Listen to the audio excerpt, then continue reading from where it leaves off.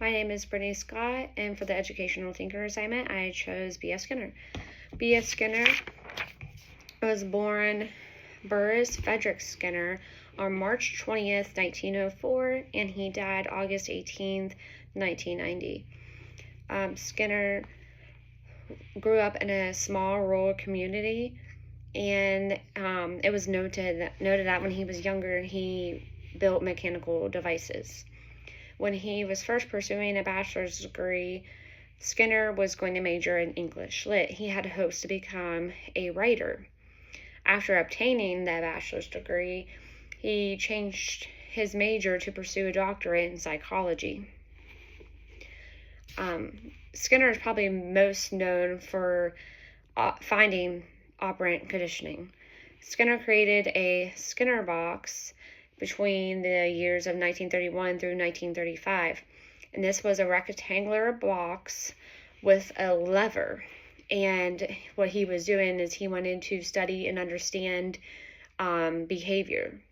So with the experiment, he used rats and pigeons, and he placed them in this box. There was a small hole in the box that food or water would come out, and the box had sound and light. And when a sound went off, Skinner wanted the animal to have the desired behavior to go press the lever, and then the animal would be rewarded for pressing the lever by food or water.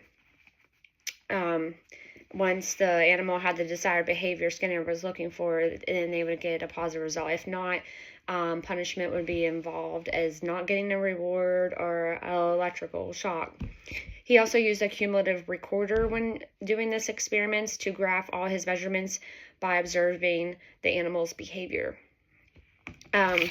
When using operant conditioning, he saw significant results using positive reinforcement versus negative reinforcement.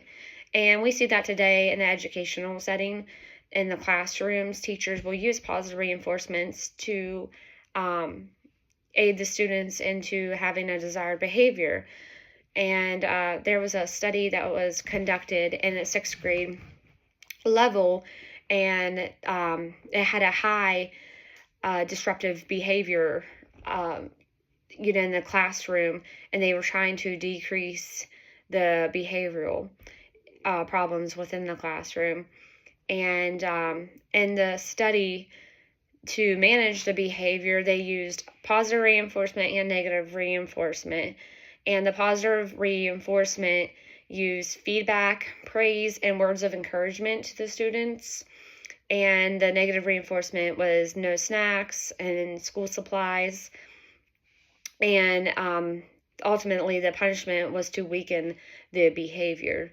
In the study, they saw that when it was intended for good, the positive reinforcement had a better significant positive result in the study.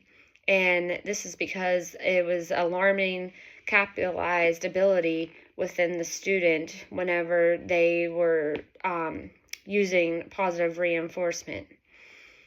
So Skinner, he did not create applied behavior analysis, also known as ABA therapy, but he definitely planted a seed for that. And we see ABA therapy used for students who are diagnosed with autism spectrum disorder. It breaks down questions into smaller steps. Therefore, students are able to achieve academic goals in smaller steps and reach success.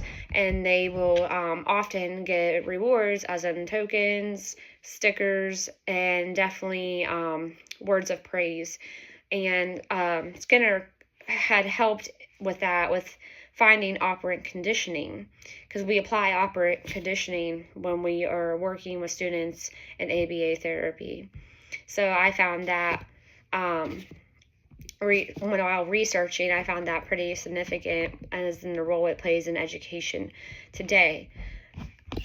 Skinner also had created in 1950 a teacher machine, And essentially, he was using operant conditioning. If the student got it wrong, they would have to stay on the same question.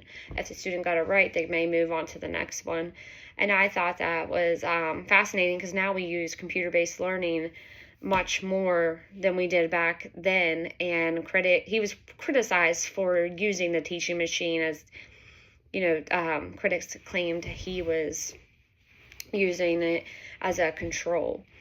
And Skinner saw a lot of negative feedback from critics. They stated that he lacked empathy, altogether ignoring feelings from humans, making them look like they were machines or robots, and that he can control them.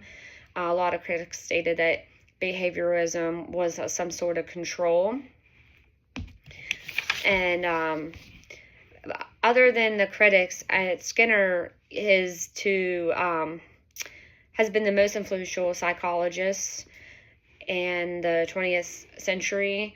And I think that is because of his findings with the operant conditioning. When it is used for good intentions, I think you see more positive feedback, and I think that plays a big educational impact on teachers applying this into their classrooms today, whether it's special education, inclusive classrooms, or even the general classroom.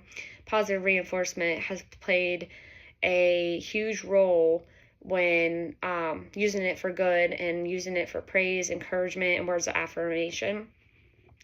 I believe Skinner was, intending them for good, and although he had faced criticism, I think his heart was in the right place when wanting to help and shape behavior, especially in an educational setting.